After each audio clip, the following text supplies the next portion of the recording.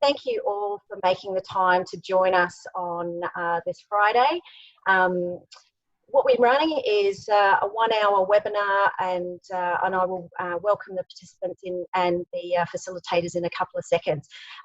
We will be stopping at sections throughout the presentation for you to ask any questions that you have. So please use the webinar chat box or the Q&A, and I'll facilitate those at the various breaks. So welcome Phil Ralph and Ash Smith from the Leadership Sphere, who today are going to be talking about Dare to Lead the Future. Phil is a qualified organisational psychologist. He and his team became fairly famous in Melbourne in the early 2000s when he was working with ANZ with the very successful Breakout culture and customer campaign. Since 2007, he has been working with the Leadership Sphere, where he helps leaders to become really clear on their purpose and direction. He was extremely fortunate in 2019 to travel to the US and actually be taught by Dr. Brene Brown, and is a certified facilitator of the Dare to Lead program. Thanks, Phil. Thanks, Jo. I'm glad to be here. Brilliant. And Ashley Smith. Ash has spent much of his 30-year career navigating between consulting and corporate HR roles. In his corporate HR career, he's had general management HR positions with the likes of Ansett, Carter Holt Harvey and APT Group, as well as consulting with global organisations such as Human Synergistics, and now with the Leadership Sphere.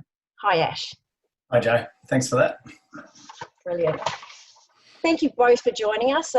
With the amount of registrations that we have for today, I think the topic is certainly an extremely popular one. It was only yesterday I was reading Mercer's 2020 Global Talent Trends, where their opening statement for the white paper was "Win with empathy." So I'm extremely looking forward to understanding the current environment that we're operating in, and then how Dr. Brene Brown's work is just so critical to us moving forward. Thank you, guys. Thanks, Jo. So I'll kick off, and privileged to really have an opportunity to sort of spend some time on a Friday afternoon, and as Jo said, sunny in Melbourne, and maybe not so sunny elsewhere, but it's unusual for Melbourne to be sunny and other places not to be. But there's nearly 400 people registered for this, so it's a pretty exciting opportunity to spend some time talking through some things. Want to be a little bit provocative today to sort of stimulate some thinking and hopefully some good conversations, in the workplace or even at home. It's a pretty wide subject that I think doesn't just apply to us, in a work environment. A lot of what we'll talk about, particularly in this first session before I hand over to Phil, may not be new to a lot of you if you've been watching a lot of the commentary on LinkedIn and other forums. There's a tremendous amount of shared sort of commentary going on around this whole COVID-19 space and new way of working, etc. And, if you've seen recently, McKinsey's, Bain, Harvard, Deloitte's, I'm going to quote in the presentation shortly. Jo just mentioned Mercer, another article out yesterday. There's this sort of very large school of, consistent commentary about, some of the stuff that I'm going to talk about and that we're going to talk about this afternoon. So I suppose from that perspective, we can't all be wrong necessarily, but equally it's about stimulating some great conversation, and particularly, I suppose, it's about, what do leaders and organisations need to do differently? And I put there for real this time, because I think it actually is going to be for real. I've been in the corporate space for 30 years in different capacities, as Jo mentioned, and we've talked a lot about this for many of those years. And I think a small percentage of us, really experience it at its best from time to time. And I think this sort of period is really going to springboard us, speed us up, or make it real for a lot more people than probably in the past. we've sort of seen the uptake of the type of dynamics that I think we're about to see play out in organisations. And I suppose particularly the relevance of today is to then link that to the type of work that Brene Brown has been doing and really bring that to life, and why we think that's actually even more critical now than it's been for the last sort of 4 or 5 years as well. So, you know, what has this sort of recent COVID-19 period done? A lot for a lot of us. You know, it's really changed the way we've thought, worked, and interacted with each other, both at home and work. But I think for me, it's really about I would say it's just woken us up to what already existed, being the fourth industrial revolution way of work. And I think really that COVID-19 has forced us all to be in that space, versus if you're not in an organisation or an industry that's been disrupted and therefore knows what this fourth industrial revolution way of work actually means. COVID-19 has really put us globally in a space where we've all had to wake up to what it really means very quickly and without choice. And we'll cover a bit more detail about what that means in a minute. And certainly open for questions at the end of this brief session to start with about any of these aspects as well. But I think COVID-19 definitely has fast-tracked and woken us up to this fourth industrial revolution way of work, would be my comment. So what is this Industry 4 or fourth industrial revolution way of work? If you have a look at what the World Economic Forum said back in 2015, so it's 5+ years ago actually now, they talked about that it's a technology revolution, not evolution. And I'll talk about the first, second and third industrial revolutions for those that may not be familiar with it shortly, and very quickly, of course. But this fourth industrial revolution is fundamentally different, and it has applied and alters the way we work, the way we live, the way we relate to each other, but particularly on a scale and a complexity that has been unlike any other industrial revolution or even post-war periods where we know that there's been significant change in the way we do things. If you look back even 5 years ago, the commentary from the World Economic Forum was that this is a major, major shift in the way we do things. And so I think what COVID-19 has done for us is really put it into real life for us all, what that actually looks like from the way of work at least. And I'll talk a bit more about that. If we have a look at then the challenges that I suppose that Industrial 4 revolution phase, and I think being exaggerated now significantly by COVID-19, is that it is a revolution, not evolution. And unlike the 3 other industrial revolutionary phases, so if you have a look at the first industrial revolution, steam, textile industry was really the major thing born out of that first industrial revolution in Europe. And that took tens of years to really mature and develop, and it was a far more slow evolutionary style, even though they're called revolutions, of course. Second being electricity, and probably the most notable is the Ford Motor Company created this perception of the large mass production environment. And again, that's still largely what we live and breathe. And Phil will talk a little bit and has a wonderful quote in his presentation around so many organisations are still stuck in this mass production culture. And then we went into the third industrial revolution, which for most of us was a fairly significant shift in our lives.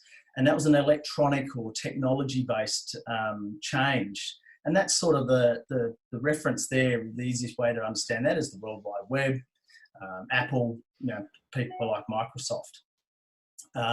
So that they were more, whilst still revolution in their definition, were far more evolutionary in style. We had plenty of time to really adapt and get to terms with those things, although myself wasn't around in the first and the second industrial revolutionary phases.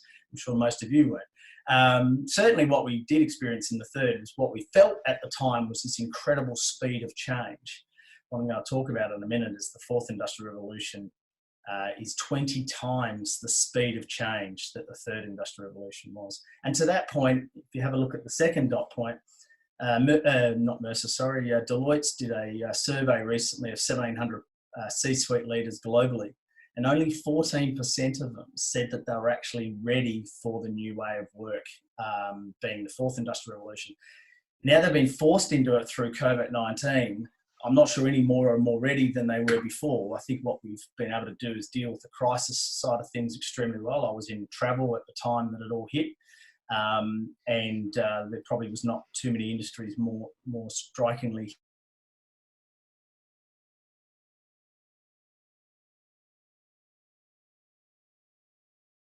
work. And that's what we want to obviously stimulate some thinking today and create some solutions for organisations and individuals to start thinking about how do they become ready to work in this fourth industrial revolution phase. So the last sort of point around that is, this fourth industrial revolution is more characterised by sort of the fusion of technology as opposed to computers and the web. It's all of those technologies pushed into one at such a rate that it now is used across all facets of our life, being it physical, digital, to biological. We're talking about, most of you will have seen and heard 3D body parts being produced for use, not just, to put on a shelf and go, oh, look, we can print a body part. It actually is printed for physical use. To, the amount of data that is available in the world to be able to use for decision making and the like. So it's this rapid fundamental shift. But what it also means is people can work and act and behave in a completely different way to the way they've ever been able to act and behave in the past, and to all of the people in the world. The access to technology now is even in quite undeveloped third world countries that can do things they were never able to be able to do before. So it's very different, and I think the key for me around that is the revolutionary versus evolutionary phase of this stage that we're in, and that so little of us leaders are ready for it. So they're fairly two striking aspects for me in what this COVID-19 has really generated for us today.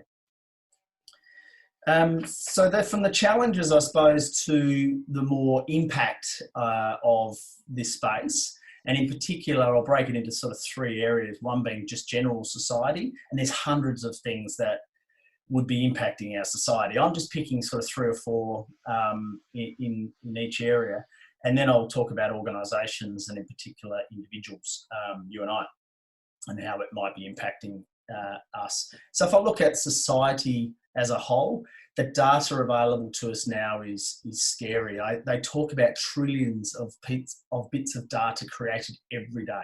Trillions. So I don't know what that really means, but it sounds like a big number and it's pretty scary. But the amount of data that is available to organisations through general aspects is now pretty powerful, but also very scary for a lot of leaders. That's going on. Security, they talk about the likelihood of a third world war is more likely to happen through the internet and through the lack of security that comes with all that data, with all that technology and all the availability that it exposes the community to. But also the global connectivity. We always talked about it because we can get on a plane and go somewhere, but you would see through this COVID-19 experience that within days, if not weeks, we knew that there was millions of people from all over the world in other locations that had to somehow then get back to their home country. So it became very evident that it's no longer just, it's a global place because you can go and have a trip somewhere. It's a global place because people live, breathe, work, and holiday all over the world constantly at any point in time.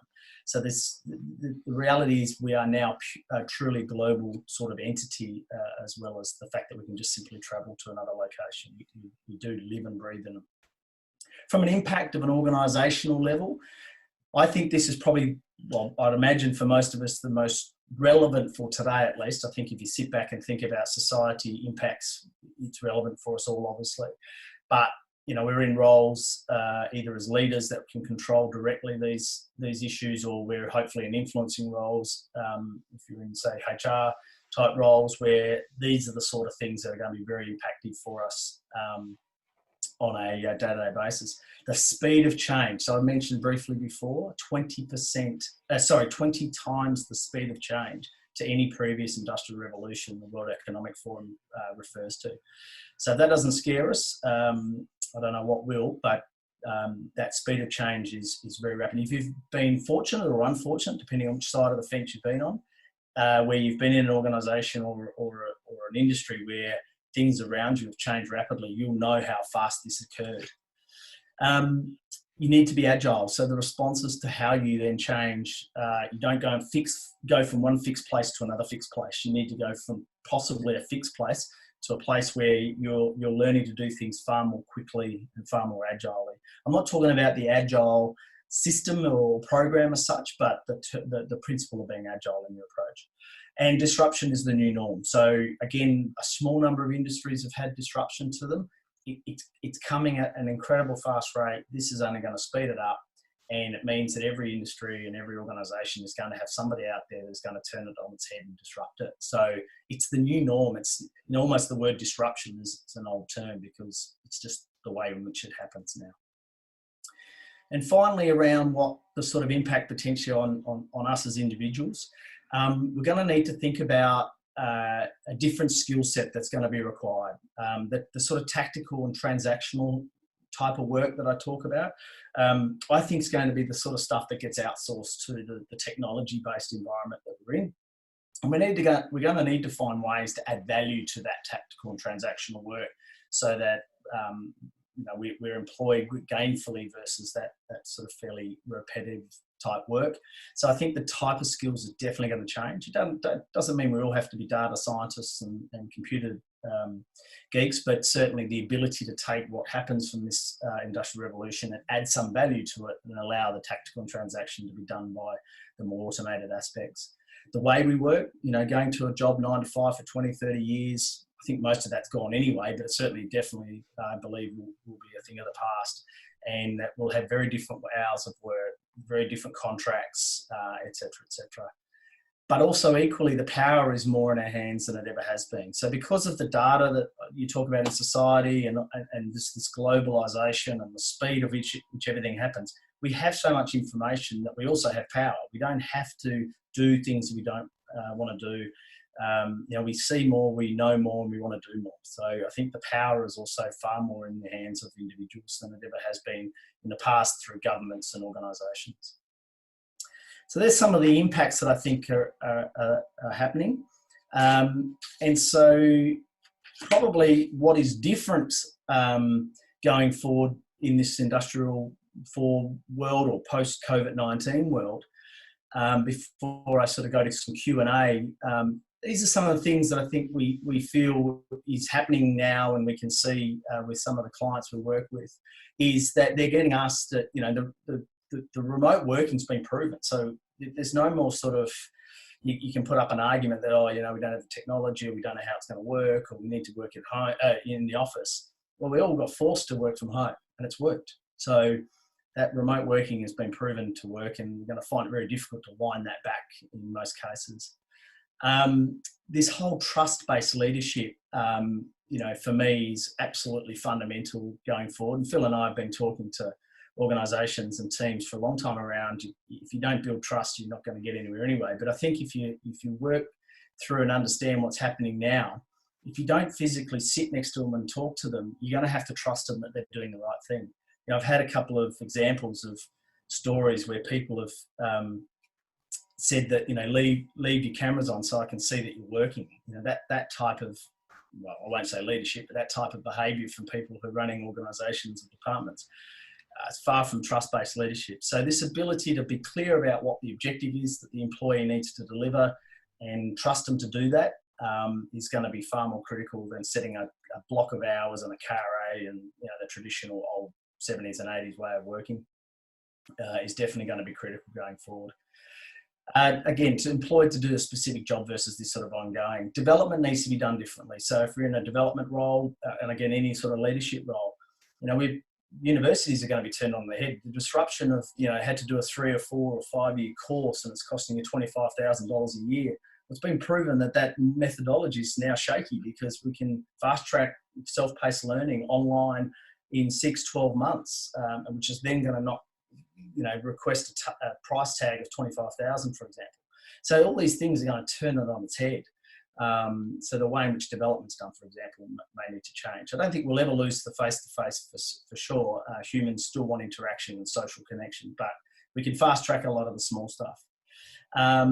This care-based leadership. Now, I put Jacinda Ardern in there because I think she's been exemplary in showing that through the most challenging circumstances, that she can still be firm, clear, not tough as in the old term tough, but firm. And in fact, there was an article I just saw that before I came on, and she made a comment where you say you can still be strong and still be kind.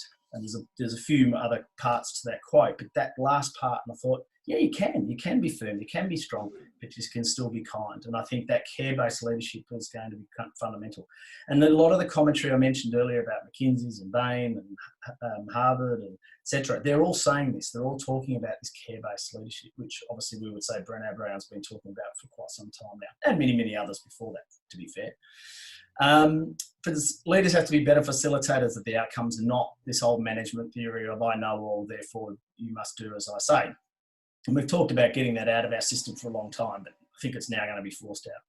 And dare I say it, some dads might want to stay home more often now that they've had some experience of caring and being home and taking the kids for a ride or dog for a walk that they didn't otherwise do. Not just dads, but that's just another, mums too. I saw a quote just come up, well done.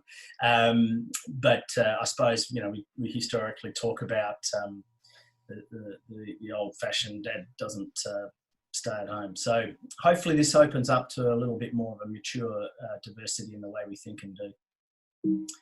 So one last component, I think, before I go to Q&A.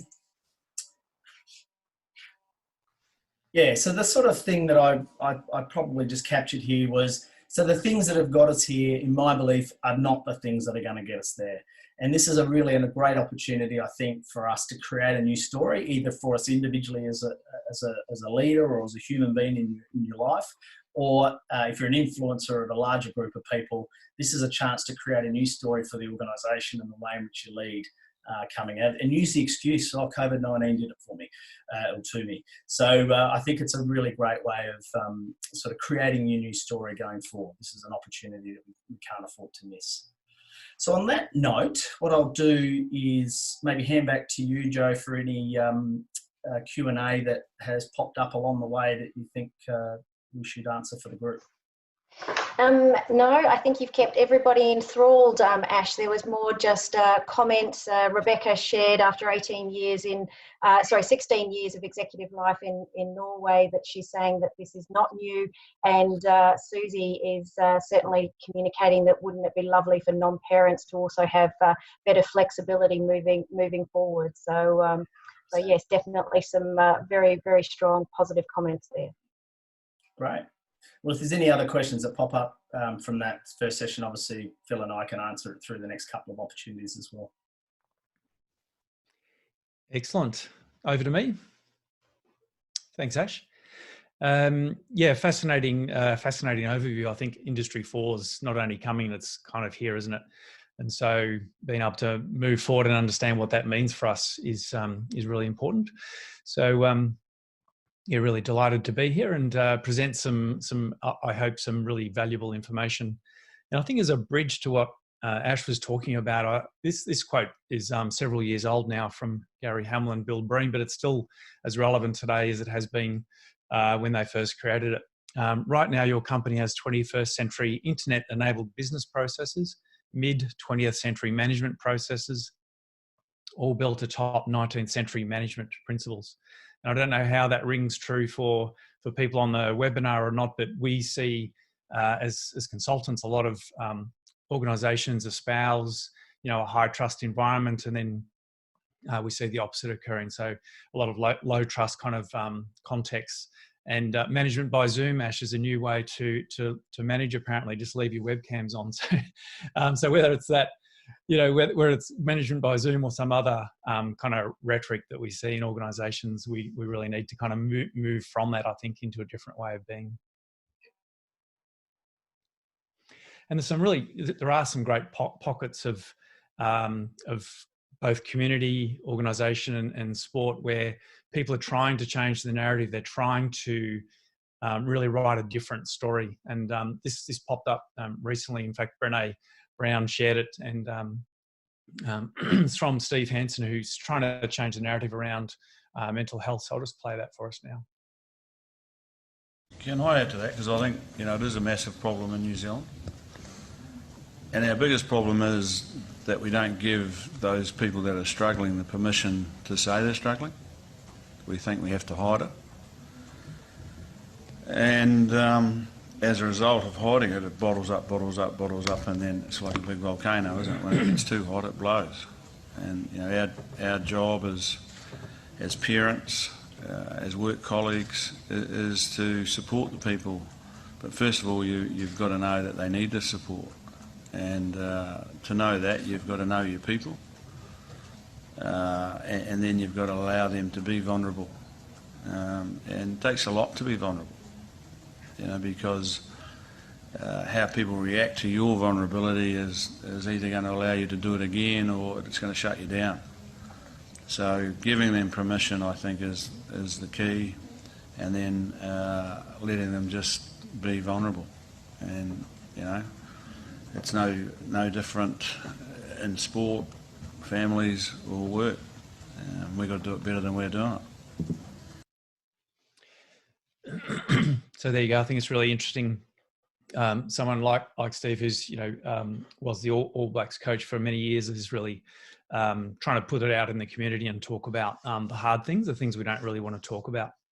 So I thought that was a nice kind of link or segue to the work of Brene Brown, and this will really be an introduction for some and probably a recap for many on the webinar, because Brene Brown is somewhat of a well-known identity and kind of a world phenomenon around vulnerability. And she's really been researching vulnerability, shame, empathy, and courage for nearly 2 decades now. And I guess the interesting thing about Brene is that she says that she's kind of started researching connection and courage and meaning in workplaces. But what that brought up was what gets in the way, things like shame and vulnerability under our armour. So back in 2008, she had that kind of aha moment about, well, how can I fuse or bring together the research that I'm doing with the world of work? And that really, since 2008, has been her kind of focus, I guess, in organisational life. Culminating, I think, in October 2018, when she published Dare to Lead, which I think is a very practical guide to leadership and is really very relevant for the times we find ourselves in. And I think the bottom line for us, and the way Brene talks about it, is, you know, in order to get to courage, in order to be more daring leaders and have more courageous cultures in today's environment where we need it more than ever, it's through vulnerability. So that's really the window in which we kind of examine this and have this conversation. So in her research, as I said, really 2 decades of research, and this was the fundamental starting point, the question. So what, if anything, about the way people are leading today needs to change in order for leaders to be successful in a complex, rapidly changing environment where we're faced with seemingly intractable challenges and an insatiable demand for innovation? I think this question today is even more relevant in the times we face in terms of a complex, rapidly changing environment, and we've seen leaders and organisations responding quite different ways. What was interesting, though, for Brene and the researchers was there was one answer across all of those interviews, and that is we need braver leaders and more courageous cultures. And so they kind of dug into that, and what does that really mean? And, you know, metaphorically peeled the onion back to try and understand that. And what was surprising was the number of responses that actually was received. So, as it says on the slide there's 50 plus answers, and people, even those who knew that courage was behavioural, still struggled to define or articulate what skills, you know, what would that look like? And people really, really struggled. In fact, 80% could not articulate what the actual skill was if I was to be demonstrating courage. What was interesting, though, that people were very, very quick to point out that what the problematic behaviours were, or the cultural norms that actually keep us away from trust and connection. And they're able to list the things that got in the way. And so Brene's own admission was she ended up kind of researching and spending about 10 times more time thinking about the things that got in the way rather than what the way should be. So what are those blocks to more constructive cultures? So eventually 4 critical skills emerged, and as I said, for many on the webinar, these won't be unfamiliar to you, but really vulnerability and rumbling with or engaging with, leaning into vulnerability, having the courage to show up. And her definition is really the emotion we feel when we feel exposed, or we kind of put ourselves out there when we don't know what the outcome will be. She's also very clear that we can't get to the other 3 skill sets without actually leaning into vulnerability. So that becomes one of the key areas for us, is how we actually engage with vulnerability. Then living with our values and into our values. So, is there an alignment between our intentions, our words, our thoughts, and our behaviours? And we know that for many leaders, we have our espoused values, the things we talk about, and then we actually have how we live them. And we know if leaders really live into their values, that they can connect and build trust really rapidly with teams and organisations. Then braving trust. So braving stands for boundaries, reliability, accountability, vault, integrity, non-judgment, and generosity. Some of these are relatively straightforward. I say relatively, and others there's quite a few kind of nuances. So, vault, for example, we know leaders who try and hotwire connection through gossip or secret sharing, really undermine trust and create cultures where we can't really show up and be ourselves. And then learning to rise. And one of the surprising things about the research was that we need to be able to teach these skills before it actually happens, before we experience setback and failure. Whereas often in organisations, of course, we try and repair what has happened, and we try and teach people the skills after it's happened. And so what we're seeing some organisations, and we do this also at the leadership sphere, is part of our onboarding process is to talk about setback and failure and what that would look like. And when it happens, not if it happens, but when it happens, how do we kind of collectively deal with that in a really open way? So the learning to rise process, the one kind of common signature for people who are able to bounce back is that they have a process to be able to do it. There's a kind of a structured process that enables them to be able to bounce back and effectively kind of rise. This is probably one of my favourite quotes, and Brene Brown has dozens and dozens of them, but really our ability to be daring leaders will never be greater than our capacity for vulnerability. And so I really like what this quote talks about. So again, it's kind of the gateway to courageous leadership. If we can't demonstrate vulnerability, then we're not going to be able to demonstrate daring, courageous leadership.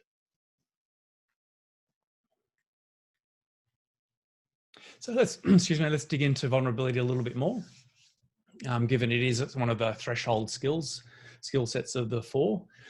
Daring leadership is born through vulnerability. So, I think Ash mentioned some of the leadership we've seen from, across the ditch. So from Jacinda Ardern and our own Prime Minister potentially as well. We need that kind of leadership in times of crisis. And I think we could all identify those leaders, global leaders who have led, and there's definitely other high-profile leaders who may not have led quite as effectively during these times. But we need leaders who are daring and willing to put themselves out there. Without vulnerability, there's no creativity or innovation. So we know, again, with Industry 4, that if we're going to actually change and create a new future and write a new story, then we're going to have to do things differently. We can't do the same thing as we've always done. And I think what COVID-19 is really calling upon us is to examine what do we need to do differently, and we need to be creative and innovative in order for that to happen. Number 3, so vulnerability means empathy and connection with other people. We are hearing a lot from organisations that the new norm, what COVID-19 particularly and Industry 4 is calling upon, is leaders who truly care, who are able to demonstrate vulnerability, empathy, and connection with people. That is the new norm. It's going to be the new employee value proposition, for example. I think employees will be demanding more of this from their leaders than perhaps they ever have before. You have to face vulnerability to learn trust and vulnerability. So we all have to be open to learning in this kind of environment. And if we think we've kind of got it nailed, then we're probably kidding ourselves. We need to be open to doing different learning different ways of doing things. It's interesting, Brene often talks about that her work is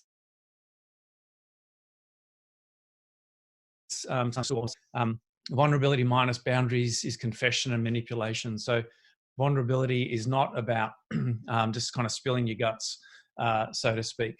It's something quite different. And she talks about some of the most vulnerable, courageous leaders are those who don't necessarily share a lot about themselves personally. It's not about, telling people everything about your personal life. Vulnerability is really being able to lean into a tough conversation, for example, be transparent and open about the impacts that the crisis might have or whatever else is happening in the business world. And then finally, trust and vulnerability grow codependently and not separately.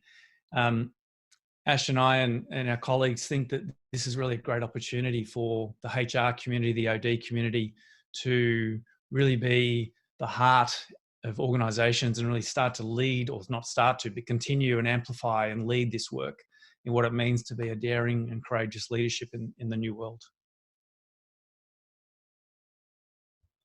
So as I said before, Brene's talked a lot about, she started off studying, wanting to study courage, connection and empathy, and ended up studying the things that get in the way. And we know that armory, for example, or our armour is one of the things that does get in the way. So leaders believe that by protecting their heart and emotion and not bringing them to work, that employees will be more productive and efficient. And we just know that's not true. And so our armour and how we kind of layer up when things get hard really do get in the way. So how do we actually start to not dismantle that, but reduce the level of armour that we bring to challenging scenarios? I really love this work. And again, Joseph Campbell probably offers the purest call to courage for leaders. And that is this quote, which I'm sure many on the webinar have seen before, but the cave you fear to enter holds the treasure you seek. And for us, and the work of Brene Brown is that the treasure is really our fears, our anxieties, the things that we most need to confront and understand in order to be a more effective leader. For those who are Star Wars fans, the Empire Strikes Back and Yoda's talking to Luke, and Luke wants to take in his lightsaber, and Yoda encourages him to go into the cave, knowing that actually the only thing that is in the cave is what Luke brings with him, and that's his fears and anxiety. So it might be about wanting to be a better decision maker or wanting to be a more effective leader, and we need to understand what are the things that are holding us back. So the journey of becoming a more effective leader really starts with confronting and challenging those notions.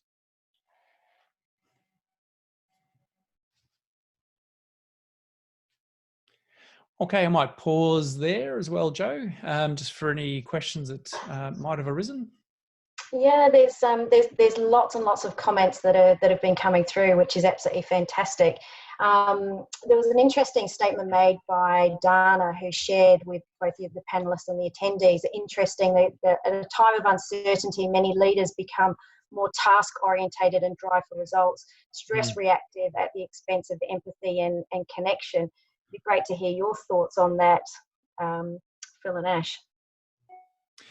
Yeah, I might start and then I see if Ash has a response as well. But I think, particularly during COVID-19, we saw a lot of command and control come out and leaders get very tactical and operational. And to some extent that was required to keep people safe.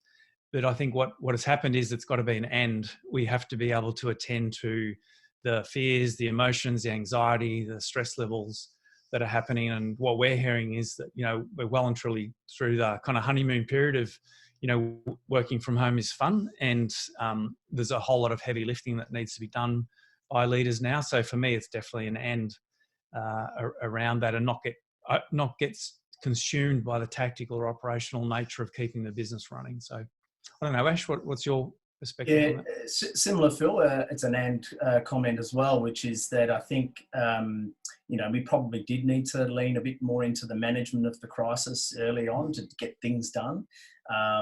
But very quickly, we need to add to that the ability to lean into the people side of, which I would call the leadership side of the equation, to make sure we understand where people are at and support them and care for them. And one can't sort of disappear once you've got through one phase or the other. You've got to really keep developing your capability as a leader to know where your management strength is versus your leadership strength. And there's probably likely to be a bit of a gap in one of them, and therefore there's your development opportunity. And what we're hearing, as you've mentioned as well, is that the caring side of things, what I call the people leadership side of our roles, is the thing that's going to become non-negotiable. The thing that I believe, unless you have in spades, you shouldn't progress to the most critical leadership roles in organisations and society. And I think Jacinda has proven you can be both clear, firm and effective whilst caring and supporting.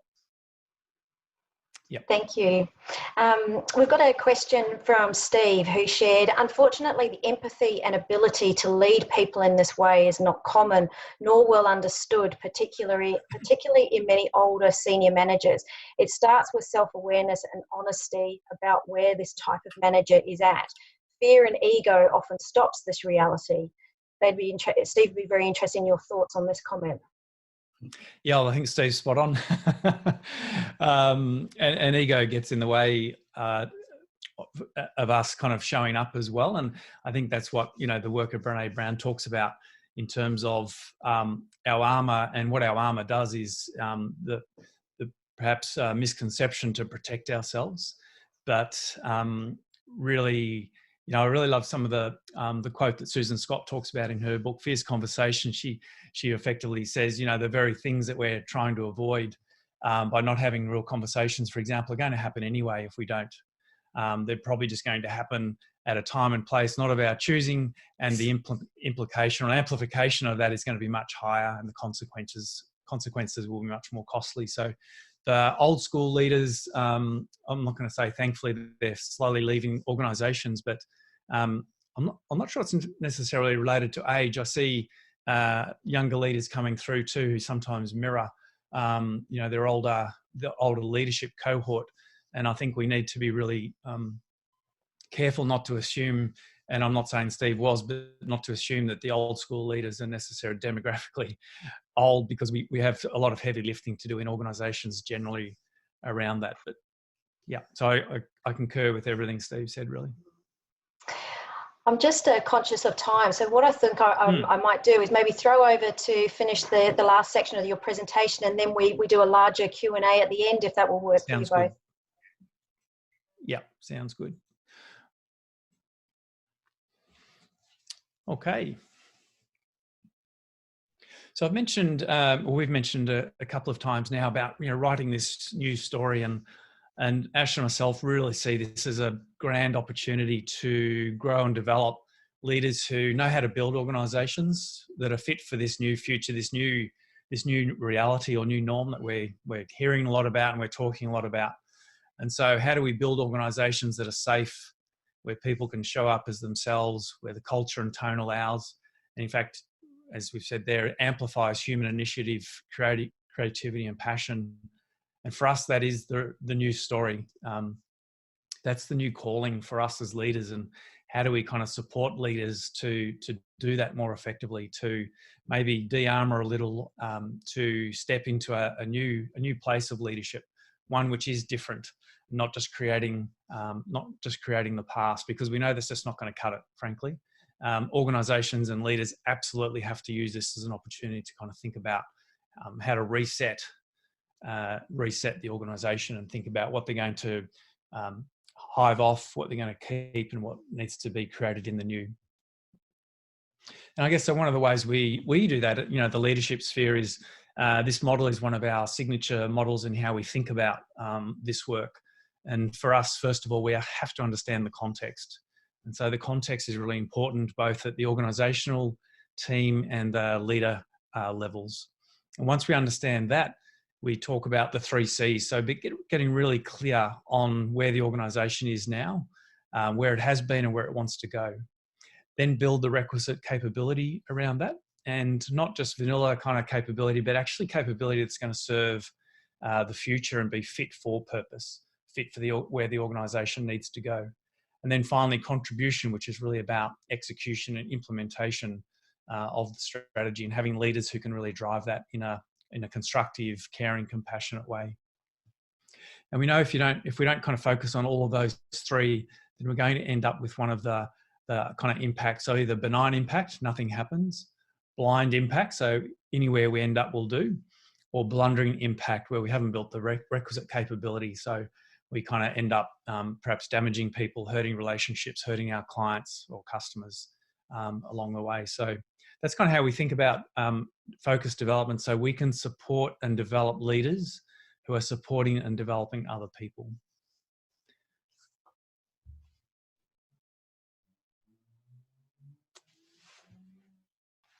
Sorry, Ash. Yeah, I was going to say you're still muted. My mute. So I suppose if we're looking at then what does it look like if, you know, we've helped and you have helped yourselves and others sort of be future fit and ready. I just want to, before I jump into that, I just want to pick up on one of the points that Phil mentioned briefly in the last couple of slides around this innovation and do differently.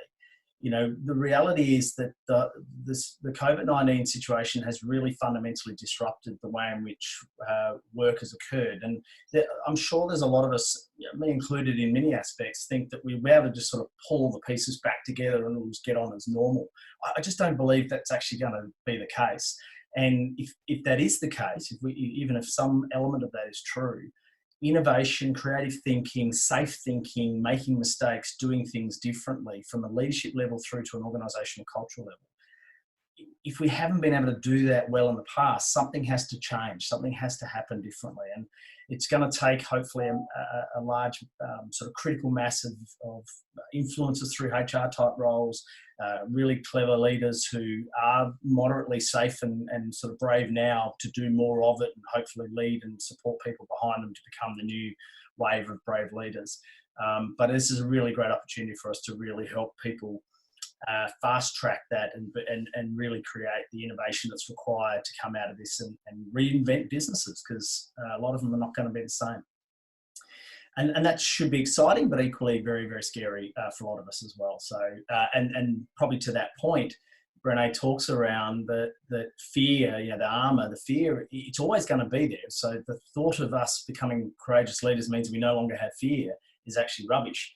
There's always going to be fear. It's more about how we deal with it that is critical, not that we all of a sudden don't have fear as part of our day-to-day lives. So what would it look like? Again, sort of just in these sort of individual organisational team sort of models. If I look at the individual, what does it look like if we think you're future fit as a leader and probably as an individual? I talked a bit about before the leadership and management.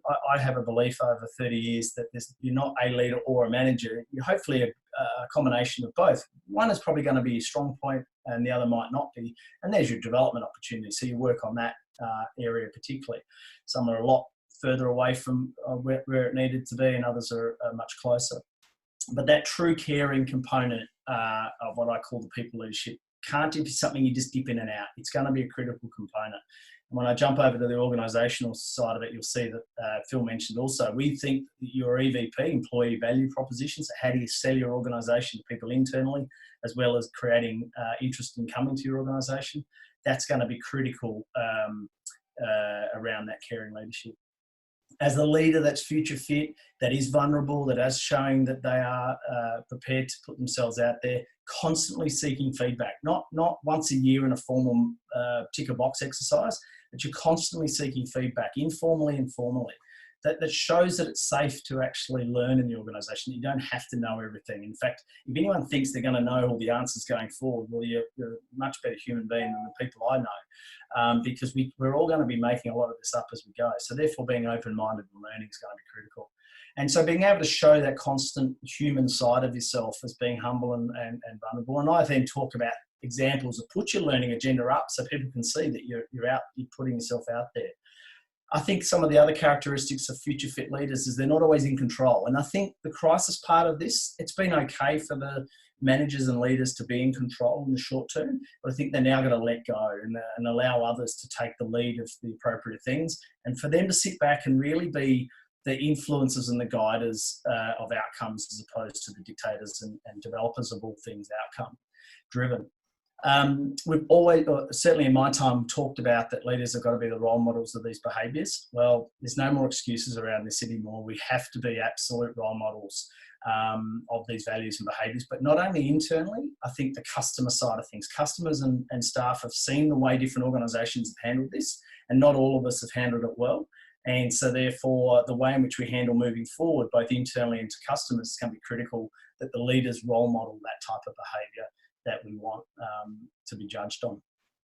From a team's perspective, the reality is, in many cases, the teams are not even going to be the same, because either they've been laid off, they've made a choice to leave. The way in which we now work is that it's not a structured team sitting in an office together. It's a sort of remote mix, and there's debate around there's going to be more sort of hot desking or less hot desking, depending on which side of the argument you sit on. But what I think could happen is there's a whole range of new teams. Now, if we just come to work and expect all those teams to just jump in and get going, again, I think we'd be kidding ourselves. So, being future fit is being prepared to understand that really old 80s term, but forming, storming, norming, and performing, and making sure you do something deliberate about that, and not just expect it all to come together by osmosis again. But also, you might have to work out that this, leading virtual teams, which is not new. Back in the 80s and 90s, I was leading virtual teams in other states and in some cases other countries. So, and I'm sure many of you guys have. So it's not new, but it might become more mainstream. So knowing how to actually lead teams virtually may take a different discipline, a different skill set, and different comfort and safety around your own style to be able to do that more effectively. From an organisational perspective, I think the customer experience part of what you do can't be, again, a statement. It has to be an uncompromised and values-driven approach. So the way in which we now treat our customers, reconnect with customers, et cetera, has to be very clear, has to be very consistent, it has to be very transparent. Because I think, again, people have judged and will continue to judge the way in which we've handled this pandemic, and I think they'll judge us very, very cautiously and critically in how we reclaim our position in the marketplaces.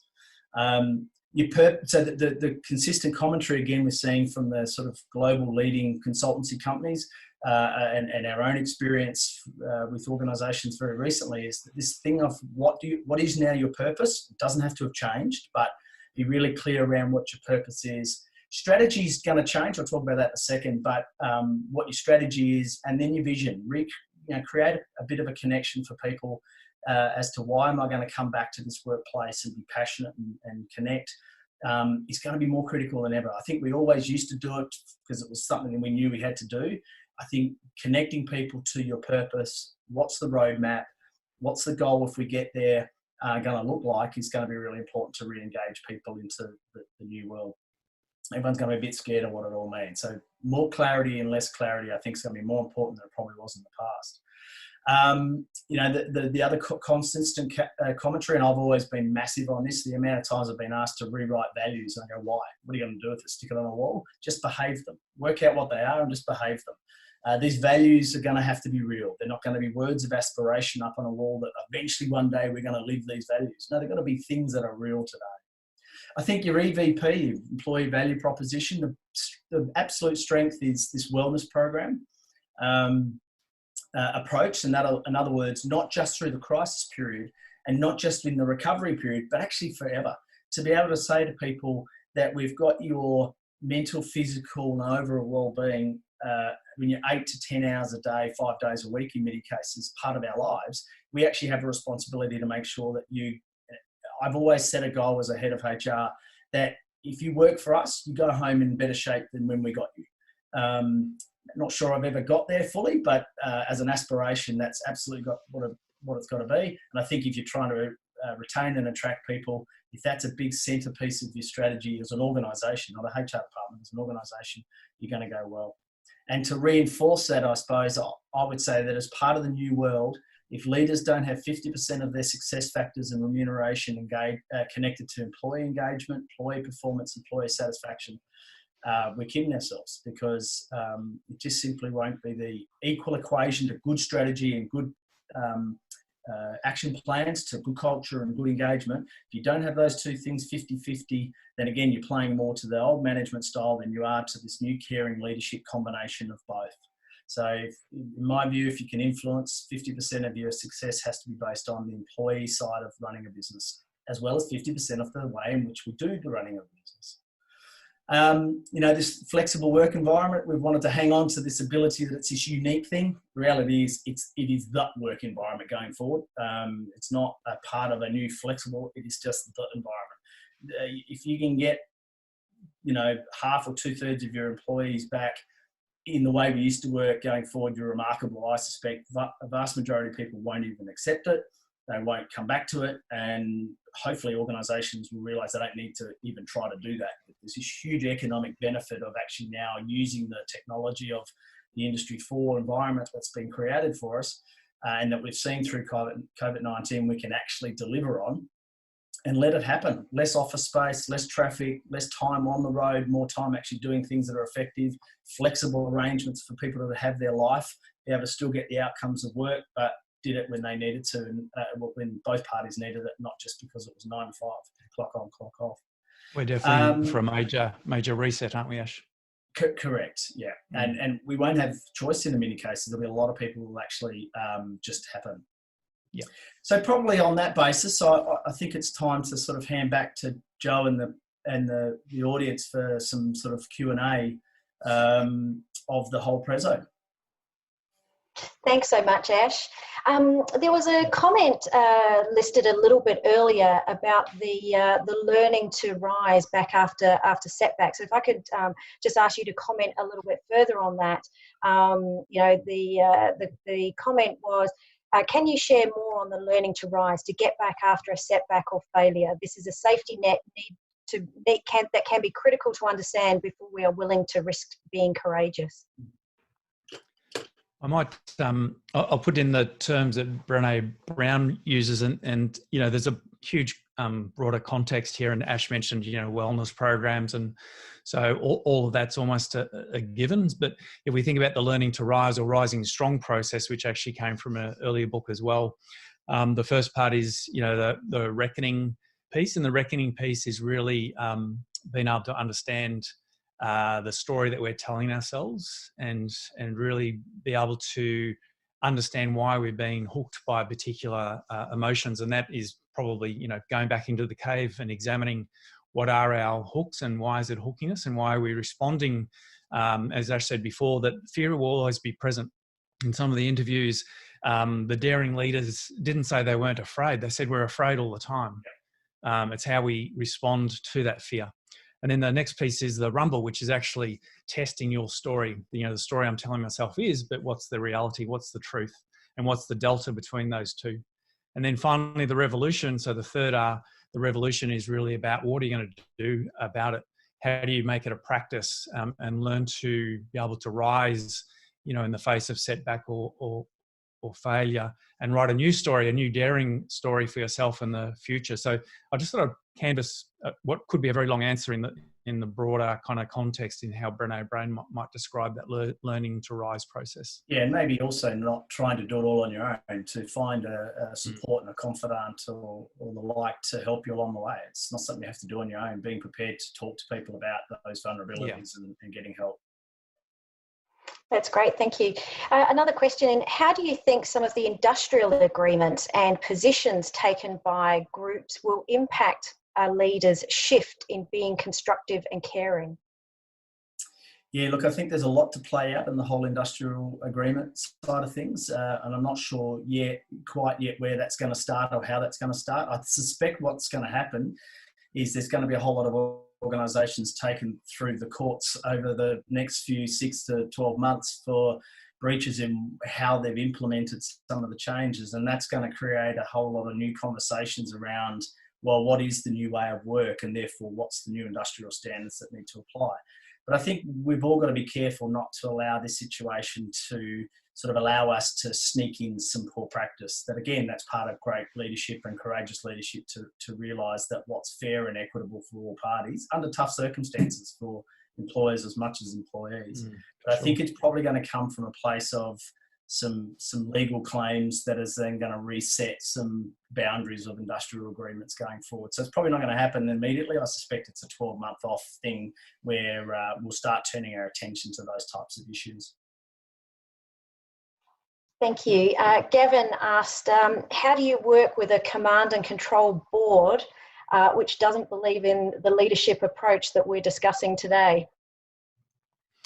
I'm just where it's 1:29, so I'm going to answer that really quickly. I think with any entity, with a board, with a leadership team, you have to start where they are. And so I really like that quote about go in their door and take them out yours. So what does the board care about? What are they scared about? What are the risks that they see in their minds? Address those directly, and then start to shift them into a conversation or into a direction which is perhaps more meaningful in where the organisation needs to head. I don't know. I'm just trying to rush the answer, but that would be a quick summary. Yeah, no, I'd add, Phil, that I think boards are going to be a lot more accountable for the setting of culture and leadership going forward. They've always been able to sort of sit in the background, but I think with the Royal Commission, it's become pretty evident that boards and executive teams combined are accountable for the culture of an organisation, and that needs to be re-evaluated and reset. And to your point, worked with, not worked against. Yeah, for sure. Thank you. Thank you so much, team. We have got I'm going to be cheeky and ask if I can maybe grab 5 more minutes off of you both, because we have got a very large number of participants still on the webinar. So I know that numbers might have to jump off, but there are a couple of very, very key questions, if you wouldn't mind, that I would love to just ask you. Absolutely. I'm happy to donate another 5 minutes, Joe. Oh, thank you. Thank you so much. Okay, so the quick one is, there are many layers of leadership in an organisation. Being vulnerable and caring and living values with a team can at times be challenging when the organisation do not live the same values. Do you have any thoughts on this? Yeah, again, I might kick off. We work with we work with high-performing organisations. We work with fantastic leaders and fantastic teams. We also work in many organisations that are the complete opposite and extremely toxic, and places which just damage and hurt people, frankly. And in those environments, the only thing we can control is ourselves. And so what I notice is that often people in those kind of environments, when they're trying to live a new way of being, maybe it's living into values more effectively, and then nothing else changes them around them, that's really tough. That's a really tough thing to do. But if you get enough people who are living the new way or behaving in the new way, then you're slowly going to turn the ship around. And I really like that notion of immunity to change. That the corporate immune system, of course, will spit out people who are not like it, or don't sound like them, or walk like them, or what have you. So you have to get enough nodes of change that actually will create that. But it's a very complex issue, and probably would take much longer than we have here to answer. But for me, it's taking personal responsibility, not being held accountable. Being held accountable always feels passive to me. Taking accountability for my own behaviour and actions, and then trying to influence those in a positive way around me. Yeah, and if your own value set doesn't align with an organisation that has the majority heading in that path, then that in itself may be the decision that needs to be made. You're not aligned to that organisational value set, and that occurs, and that should occur from time to time as well. Yeah, indeed. There was a couple of comments shared amongst not only the participants but to the panelists around whether this virtual environment and Zoom, whether it actually is a positive to create that connection and engage in vulnerability, or is it a hurdle? I'll jump in quickly here. I've thought about this quite a bit, and I think it's another vehicle, so that if you've got a management style that's controlling and dictating, you're going to use this tool to do the same is one of the potential risks, and that is that you're going to want to have everyone at 9 o'clock and then at 4 o'clock and then through the day to make sure that they can, you're keeping an eye on them and checking on them and everything. So I think it's just a tool. It's just another way of, if you are working remotely, instead of it being a phone call, maybe that face-to-face just gives you another connection. And again, I think if you're doing it from a positive leadership perspective and it's not controlling and it's used effectively, it's a brilliant tool, and I think will be a very powerful part of moving forward into a new, post-COVID-19 / Industry 4 mode of working, where instead of spending 2 hours in the car every day, you can be more effectively having a meeting at 8 o'clock instead of having to spend an hour in the car before you got there. As long as it's done in the most effective way, same as any other management tool, I think it's a really powerful, exciting tool going forward, and many things like Zoom, versus if you're in an old management style, how loosely that's used, that term, then it's probably going to be a dangerous tool because it's going to be micromanaged. Just quickly, if I can add to that, Ash, I've heard many more positive stories and outcomes of management by Zoom. And even yesterday, we were running a 2-hour Dare to Lead virtual program for a team, and one of the guys had his cavoodle sitting on his lap, and so we're kind of being parachuted into people's homes, aren't we? And you can kind of see people's backgrounds and have a whole different conversation, which has made it much more personal and mostly, I think, in a positive way. So mostly, not always. Interesting. Well, thank you both so much. The comments are coming thick and fast with how generous you are with sharing your thoughts around Brene Brown's work, and certainly I think this post-COVID world, or the new norm that we're talking about, is absolutely all about care and vulnerability. So we really, really appreciate you sharing your time and your expertise. I'm sure if anyone wanted to connect with you directly via the Leadership Sphere, LinkedIn is probably the best outcome. For anyone still on the webinar, we will be sharing the slides with all participants. But thank you so much. We're going to be sending out our June schedule in the coming next week. So we look forward to you attending our next webinar. Thank you so much. Thanks, guys. Pleasure.